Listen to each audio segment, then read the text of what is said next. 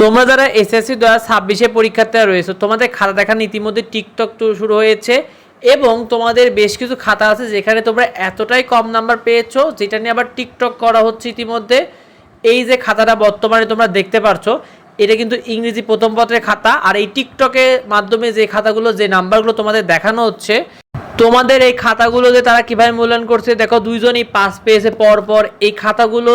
আবার এটা নিয়ে টিকটক করছে এই খাতাগুলো। তারপরে দেখো 4 পেয়েছে ইংরেজি পরীক্ষায়, পরের জন 4 পেয়েছে, তারপরে জন 8 পেয়েছে, এরপরে জন 6 পেয়েছে, এখানে আবার একজন পেয়েছে 12। ভালো করে যদি খেয়াল করে দেখো 12 পেয়েছে, তারপরে জন 40 পেয়েছে। আসলে তোমাদের খাতাগুলো সঠিকভাবে মূল্যায়ন করছে কিনা বা শিক্ষকরা আদৌ খাতা দেখছে কিনা, এটা নিয়ে একটা কনফিউশন তৈরি হয়েছে। কারণ অনেক জায়গায় দেখা যাচ্ছে যে তোমাদের অনেক কম নাম্বার দেখানো হচ্ছে, অনেকে কম নাম্বার পাচ্ছে। এই বিষয়টা নিয়ে দেখো, এটা আসলে সবারই নজরে আসা উচিত যে এই খাতাগুলো নিয়ে কেন টিকটক করা হচ্ছে। আবার টিকটক ক্যাপশন দিয়েছে যে এসএসসি এক্সাম 2026 যেমন লেখা তেমন নাম্বার। এটা এই ধরনের টিকটক করা আসলেই খুবই অনুচিত একটা কাজ। তোমরা কি মনে করো অবশ্যই কমেন্টে বিষয়টা আমাদেরকে জানাও। পরে যে খাতা দেখতে পাচ্ছ এটা কিন্তু গণিত খাতা, এটা নিয়েও টিকটক হচ্ছে।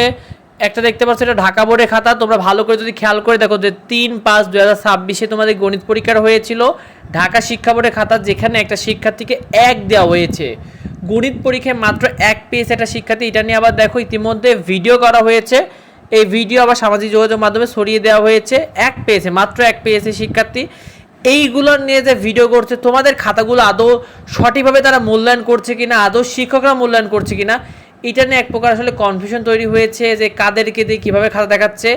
আর তারা আবার টিকটক করছে এই বিষয়টা নিয়ে। এটা আসলে একটা সত্যি হতাশাজনক একটা বিষয়।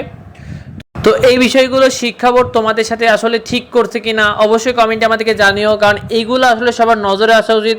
এভাবে একটা শিক্ষার্থী খাতা দেখে খাতা সঠিকভাবে মূল্যায়ন করছে কিনা সেটাই বোঝা যাচ্ছে না, আবার খাতা নিয়ে ভিডিও করছে। এটা আসলে কী ধরনের পরিচয় দিচ্ছে আসলে এটাই আসলে বলা কঠিন। তো তোমরা এই বিষয়টা বেশি বেশি কমেন্ট করো, যাতে অন্যদের মধ্যে শেয়ার করে দাও, অন্যরা এই বিষয়টি নজরে আসে। আর পরবর্তী আপডেট পেতে অবশ্যই আমাদের সাথে যুক্ত হও। দেখা হয় পরবর্তী ভিডিওতে, পরবর্তী আপডেটে। ধন্যবাদ সবাইকে।